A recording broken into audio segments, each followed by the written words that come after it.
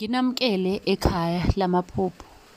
Uma umusha kule channel bengicela ushaye subscribe, ushare link ukuze nabanye bezokhona ukuzoyizwela kabanzi ukuthi amaphupho abawaphuphayo achaza ukuthini. Namhlanje sizokhuluma ngamaphupho ngezikhova. Kunobuzile lapha ubuze nje ngezikhova. Ukuphupha ngesikhova esimhlophe. Ake siqale ngalokho. Uma ke uphuphe ngesikhova esimhlophe, iphupho elinjalo linentshisekelo elungileyo.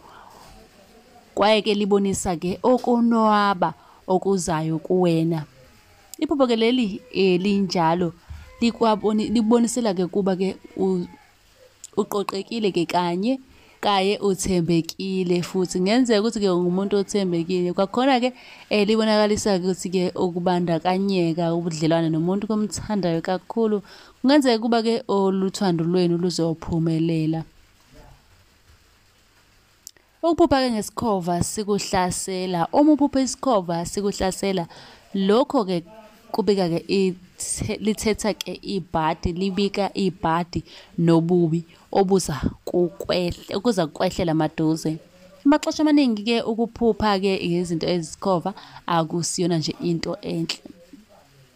Ukuphupha ke uzama ukubulala isikhova. Kuba ke uyazama ukubulala isikhova ephusheni. Iphupha ke njalo likutshela ukuthi ke ukuzama ukusombulula isixazululo esithize kodwa asixazululeki. Kuzomela ke ulokhu uzama kakhulu ungapheli amandla.